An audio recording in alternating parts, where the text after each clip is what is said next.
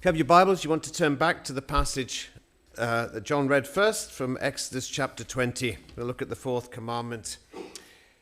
Do you have time for God? The third commandment's the one that we're most conscious and maybe other people breaking. Sorry, I'll put the microphone on. The fourth commandment's one that as Christians we might be least conscious of breaking ourselves or struggle with keeping. It's the longest of the 10 commandments, and it begins with the words, remember the Sabbath day to keep it holy. That word remember. I have difficulties sometimes remembering things. And I suspect there's a few of us here have those moments when we forget things we should do. God knows and understands. And getting that right is something that can be a challenge, so God asks us to remember. Now, it's not always easy to do this. Some people can react against legalistic lists of prohibitions from a former era, where to ask, can I, required the answer, not on the Sabbath. Some of us are a bit older, remember stricter upbringings than is currently the case today. Yet Psalm 118 verse 24 says, this is the day that the Lord has made. Let us rejoice and be glad in it. But we maybe not always felt that way. American writer Mark Twain, in his satirical work, Extracts from Adam's Diary, translated from the original manuscript, wrote in the early part of the book, Sunday, pulled through. This day is getting to be more and more trying. Later in the book, using the character of Adam, he writes, I've come to like Sundays myself. Superintending tires the body so. There ought to be more Sundays. In the olden days, they were tough. Now they come in handy. It's interesting. This year, 2 people I know who live in our community who are not Christians, who never think of going to church, have mentioned how much they value Sunday being different. It's really interesting hearing someone who's not a professing Christian justifying why Sunday should be different.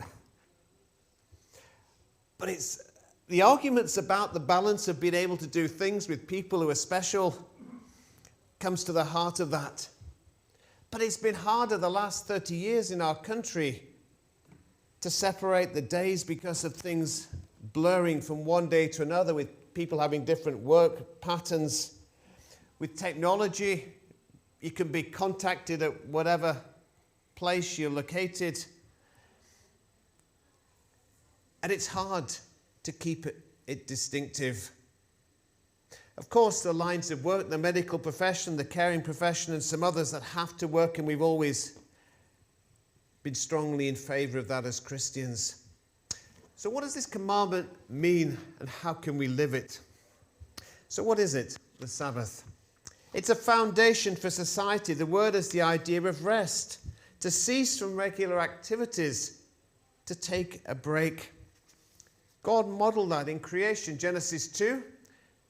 It says, by the 7th day, God had finished the work that he'd been doing. On the 7th day, he rested from all his work. He blessed the 7th day and made it holy. God wasn't saying that he needed a break, that he was exhausted. He was saying, I am giving you a pattern for life to be sustainable. Life gets tough and you get tired with the demands upon you. And maybe some of you have had one of those weeks where just getting through it, you're exhausted and you just long for the weekend to get a bit of a break. God knows we need rest. And God's saying, to get through your whole life, you need to have a pattern that's sustainable, that's durable, that will last. Work's important, whether it's remunerated or not financially. We have to have some purpose to our lives. But rest, time for worship, time for family, and so on is really important. But it can be hard getting a pattern of knowing how to live that way. Interestingly, during the desert wanderings with the feeding of the people with the manna, God made that available 6 days, not 7 days a week, suggesting to them they sorted out their food gathering on the 6 days of the week and had a day's break. The giving of this commandment was not just in the 10 Commandments when the Israelite nation began, it was a creation ordinance. So it's not just for the people of God. God's saying all of his creation needs Sabbath, needs rest, needs this pattern for life. That's why the Bible speaks of the wider use of the Sabbath principle. There's the 1 day a week, which was foundational in creation, but also within Judaism, as you see in the Old Testament, the festivals, there were extra Sabbaths, not just the Friday sundown to Saturday sundown. Those extra Sabbaths were never taken up by the Christian church, so that's why Paul in Colossians speaks about it. That don't let anyone judge you by what you eat or drink or with regard to religious festivals, new moon celebrations or Sabbath days. Those are a shadow of things to come. It's all the extra ones that he's referring to there. He's not talking about the 1 day principle of Sabbath. But interestingly, it's not just about people. Here in Exodus 20, it'll talk about all the different people. It'll talk about animals that work, also needing rest.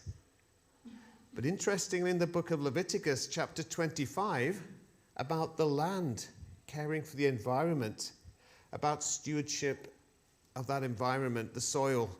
It needs rest. Crops rotating and resting in order to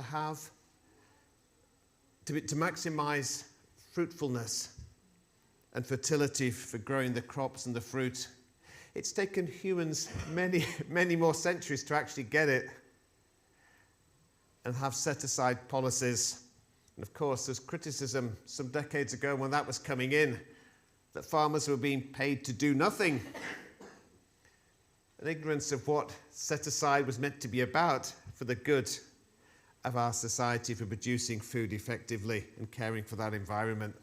Now we're a little better at thinking the environment matters. We've still not got there fully in our world. But a policy put in place in the European Union to reduce food surpluses, ironically, it wasn't done for environmental reasons initially. But it's there in the book of Leviticus, God commending we care for the environment and the soil, giving the land its Sabbath. So what's the reason for Sabbath? It's to institute a work-rest balance to our lives. Surveys have shown at the end of the 20th century that people were working twice as much as they were at the beginning of the century. Because technology had enabled many things that you had to do manually, you could get it done quicker with all kinds of gadgets and equipment. But because you could get it done quicker, you actually packed more in. So you were still busy, you just did more things. And it was just assumed you would do all those extra things, and so you'd try and add a few more things in. But we need a work-rest balance. And it's not always easy to do that with the blurring of time and work schedules of working from home and so on. And even before the pandemic, there's a survey in London offices showing that people had less and less separate lunchtime. People were working, having their lunch at their desks or just working through, maybe hoping to leave a bit sooner, but maybe it didn't happen too often. But the reality was it wasn't making people happier. The sense of fulfillment was going down from the workplace. People may have had greater finances, but they weren't happier than their parents or grandparents at the same stage of life. God knew that that balance of work and rest was important for our sanity and our health. But to maximize the fulfillment of pleasure from our work, we're created to be workers. To be able to do things. But in order to enjoy that, we need to have a break from it, not be doing it all the time. And to do it for the good of others. We need a rest, a Sabbath, to mitigate the pressures of work. At times it can be overwhelming and challenging. Holidays, originally holy days, together with weekly Sabbaths, have a rest, an opportunity to relax, be refreshed and energized once more to continue our regular labors. So how should we use the Sabbath? Well, there is rest. Here, on it you shall not do work, you, your son, your daughter, your manservant or maidservant. Sadly, in the Victorian era, there were some employers, one famous one in Glasgow, who was very strongly about promoting the Sabbath, but made his workers work. So senior management had Sunday off, but not all the workers, which some people pointed out was a double standard. But it's also here for the animals that are working. Nor your animals. The righteous man cares for the needs of his animals, Proverbs 12:10.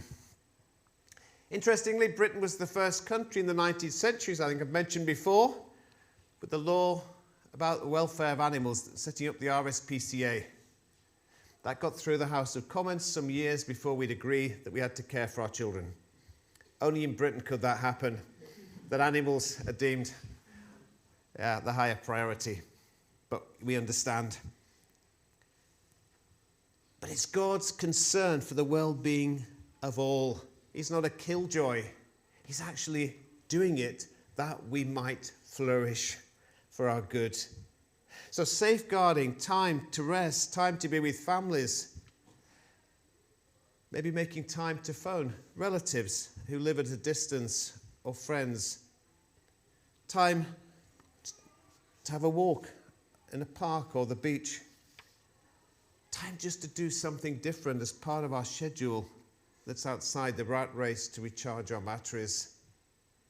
And what's the purpose of that? Those words from Isaiah 58, if you keep your feet from breaking the Sabbath and doing as you please, if you call the Sabbath a delight, the Lord's day honorable, then you'll find your joy in the Lord. It's in order to bring joy. God's not doing it to be about rule keeping or time watching. It's to enable us to flourish, to give us joy and fulfillment. It's also a day for worship, to center our lives by beginning the week with God. The purpose why He created us, to live for Him, to honor Him. It's interesting in the retelling of the Ten Commandments in Deuteronomy chapter 5. The reason for the Sabbath there is given us because the Lord brought you out of Egypt when you were slaves with a mighty hand and outstretched arm. It's about gratitude for the blessings of the past. Part of worship is saying thank you to God for past blessings. In the present, we can have struggles, difficulties, and we can be overwhelmed with the issues that we're facing just now. And it can take all the joy and pleasure out of life. But to be able to look back and say, God, thank you. Thank you so much for the blessings over the years. These things are precious. This day of worship, called the Lord's Day, is important, and Christians over the centuries have focused on that. John in Revelation 1, he's a prisoner in the slave gangs on the island. He couldn't gather with God's people, but he says, I was in the Spirit on the Lord's Day. He could still pray on his own. Yet in the New Testament we read, it was the day when they gathered to take up offerings in Corinth on the first day of the week, as Paul commended them. The church at Croas gathered weekly to observe communion. And Hebrews 4 reminds us there remains the Sabbath for the people of God, pointing forward to the ultimate rest in heaven. The writer of the Hebrews had to challenge some of his Italian readers not to give up meeting together as some are in the habit of doing, but encourage one another, and all the more as you see the day approaching. But lastly, it's a day for witness. A day for witness. I'll give an example to illustrate it. John, the Anglican evangelist, told the story of Gary Grant. Gary founded the Entertainer chain of shops, toy shops. There's one in the Wellgate. It was founded in the 80s. Gary was a workaholic, worked 7 days a week. and was exhausting himself and exhausting his staff. However, in 1991, he became a Christian and said, how can I live my faith in a way that affects my employees and my company, the ethos? Well, he took a policy. There'll be no opening on Sundays. His workers, every one of his workers will be guaranteed Sunday will be work-free. He's kept to that. There's been a cost. Some shopping centres wouldn't allow him to open shops there because it required 7-day opening. He said, I'd rather take the hit financially for the company. God will provide. They've continued. They're still going. I'm sure that, like other companies, there's been times of struggle. But the witness had been able to show that they could do their work, the company could make a profit and continue in business while having an appropriate balance of work and rest was really, really important. It was a good witness that his faith worked in practice in the tough world of business. For you and I, in the different worlds, the different experiences we have through the week, of having that balance of our lives to show how our faith works,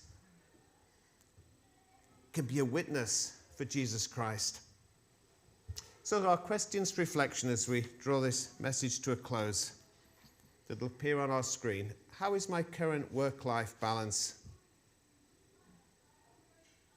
Or do I safeguard adequate time for rest and for worship and as a witness to my modelling of God's plan for each new week?